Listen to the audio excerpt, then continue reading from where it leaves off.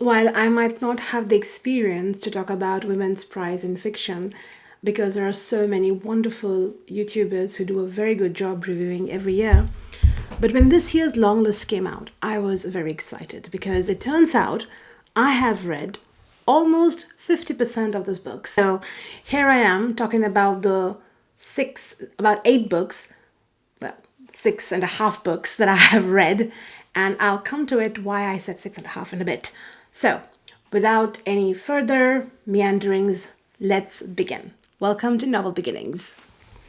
Before I jump into the books that I have read, I would like to take a moment and mention the names of the books that have been nominated. And there are 16 books, and I'm going to name them out as they appear on the website alphabetically by the author's name. So we have Gloria Don't Speak by Lucy Apps, which is a debut author. Paradiso 17 by Hannah Lilith Asadi. I believe this book will be released on March 17th in the United States. We have Moderation by Eileen Castillo. Flashlight by Susan Choi. Dominion by Addie E. Kitchens, who is also a debut author. The Benefactors by Wendy Erskine, a debut author. The Correspondent by Virginia Evans, a debut author. Mercy's Step by Marcia Hutchinson, debut author. The Others by Sheena Kalayil. Kingfisher by Rosie Kelly, debut author. Heart the Lover by Lily King. Audition by Katie Kitamura. The Guardian and the Thief by Megha Mujumdar. Wild Dog Show by Charlotte McConaughey. The Best of Everything by Kid DeWall. This book will be released by the name of Sweet Pea by Kid DeWall in the United States. And finally, A Beast Slinks Towards Beijing by Alice Evelyn Yang, also a debut author. Out of these, I have read. I want to begin talking about the 2 books that appeared in my top 10 list for 2025, which is The Correspondent by Virginia Evans and Heart the Lover by Lily King. These 2, in fact, were my top 3 books, top 3 reads for last year. And I'm so happy to see them longlisted. So, and these 2 books have gained a lot of popularity in the last month or so, especially on all the social media platforms, and deservedly so. The Correspondent it's an epistolary novel, and we meet our character Sybil, who is, I think, in her late 70s or early 80s, and who loves to write letters. That is the choice of correspondence she likes, and she wants to retain that. She wants to maintain that. And we read her letters that she writes to her friends, her family members. She writes emails to customer services. We also have glimpses of memos that she writes in form of letters. And I never imagined going into the book that I will be able to paint such a vivid picture of a person just through her letters. And Virginia Evans does a brilliant job at it, and I just loved this book. You empathize with the character, you see her vulnerabilities, and you see her flaws, and it makes her very human. It makes her very human, and we are also flawed as human beings. So I really love this book. The second one is Heart the Lover. Again, this has been spoken about ad nauseum, but I just feel that this was such a beautiful book. Now, I know a book was released in 2020 by the name of Writers and Lovers, and it's kind of a prequel/sequel to Writers and Lovers. Is it necessary to read that book to enjoy this book more? I don't know. I read Writers and Lovers after having read Heart the King, and I will be doing a review on that book as well when I do my wrap-ups, so stay tuned. However, I did not feel that you need to read that book for you to enjoy this one. But yes, this was a great, both of them have been wonderful reads. So How the Lover Me meet our 3 characters for, I think the story is spanning for about 20 years from their times as being university students, and how they excel in their careers and how they have families. And it's a beautiful story of friendship, of love, of forgiveness. And I really was touched by this book. What I really loved most about it, and I cannot speak enough, is that nowadays in a lot of books I find that authors make the books overwrought. They write too much. They tell you what you are supposed to feel. They're telling too much information. They're not having enough faith in their readers. But Lily King beautifully just keeps it very succinct, and she takes you there. She leaves you in that situation and lets you feel all the emotions that you have to. And to me, that was the most beautiful part of the book. And moving on to my other reads. The next book I want to talk about is Dominion by Addie E. Kitchens. This is her debut novel, and I will do an in-depth review of this book. Again, stay tuned, but for now, I'll tell you that how I feel about this book. I loved it. This is a book that is about 200 pages, a little over 200 pages, and it is set in the early 2000s. It is at the backdrop of a fictional town, I want to say, by the name of Dominion in Mississippi.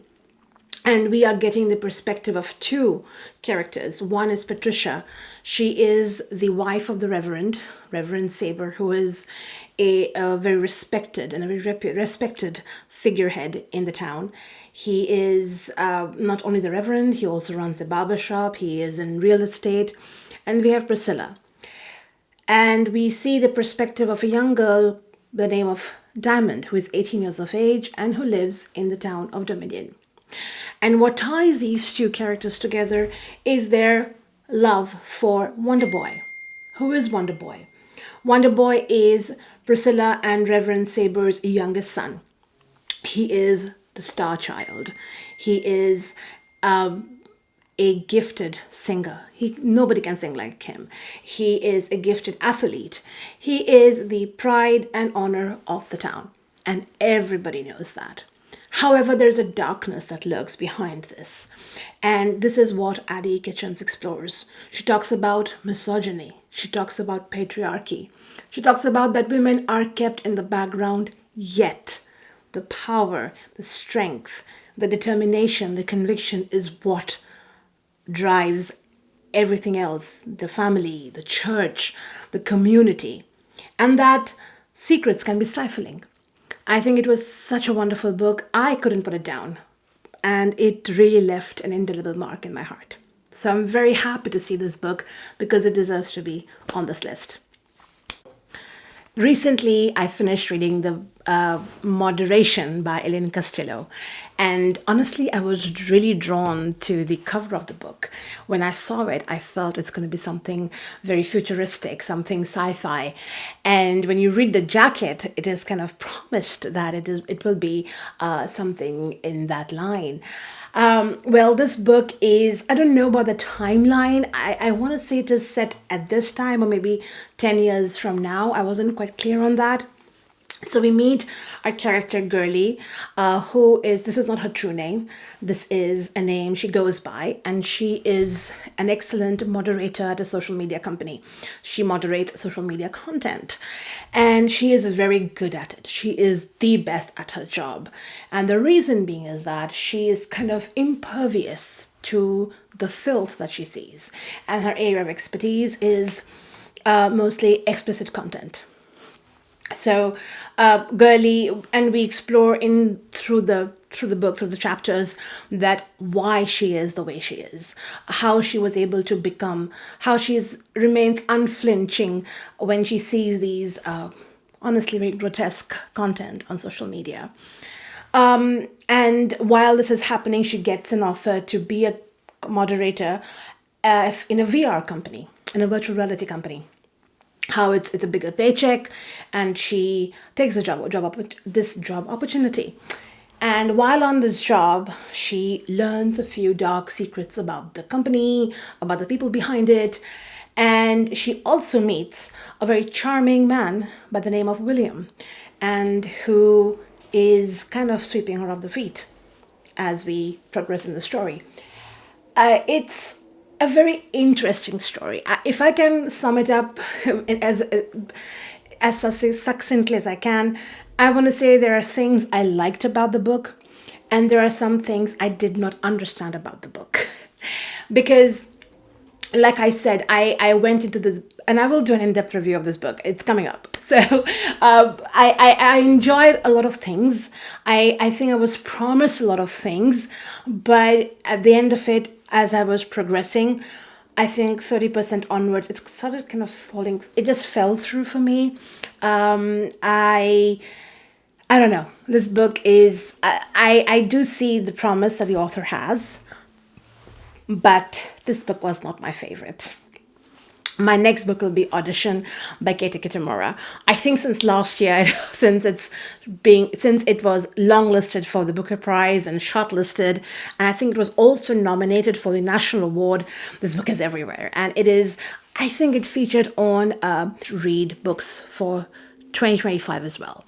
Now, this book is a very tiny book, and I think it was really readable, but I think the intention by the writer was to keep her readers completely baffled, and boy was I baffled. So Audition starts off by our main character. We meet her. She's, I think, in her early 50s, and she meets this young man in a restaurant, and we do not know about the relationship. We are kind of left in the dark, like, is this her son? Is this her protege? Who is this? And the story, kind of first half of the book, kind of dabbles between that question, that who are they? The conversation kind of keeps you kind of bewildered, that, like, where are we headed towards this? And the next part of the story is with the same characters we meet in part one, same characters, but different dynamics in the relationship, in the family relationship. So the writing was very hypnotic. I have to say that. I will give it to this book. It was very hypnotic. The next book I want to talk about is The Wild Dark Show by Charlotte McConaughey. This book, I think, came out around last year, and it was everywhere. It was so popular, and the popularity definitely sucked me in. And I read this book, I think, around the same time a year ago, so forgive me if my memory is a little bit foggy. This story is, if I can categorize, is mostly an environmental horror meets literary fiction meets thriller. We meet the Salt family, a very interesting choice for the name. And the Salt family is living on the fictional island called Shearwaters. And we are at a time period when there are rising sea levels and the environment has been ravaged by rising sea levels. We meet the family Salt, and that comprises of the dad, Dom, and we have 3 children. We have his oldest son, Raph, Fen, and Orly, and they live on this island. And one day, a mysterious woman by the name of Rowan washes ashore.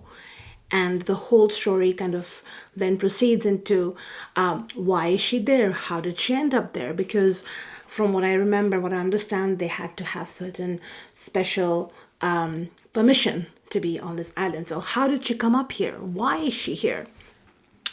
And what I loved about the book is that the author was able to write so beautifully. It was lyrical, the way she painted this environment for us. It was very atmospheric. I was transported to this time period, to this timeline, and to this island.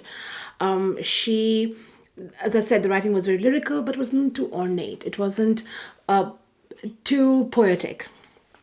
But I loved how she was able to take her readers on this journey.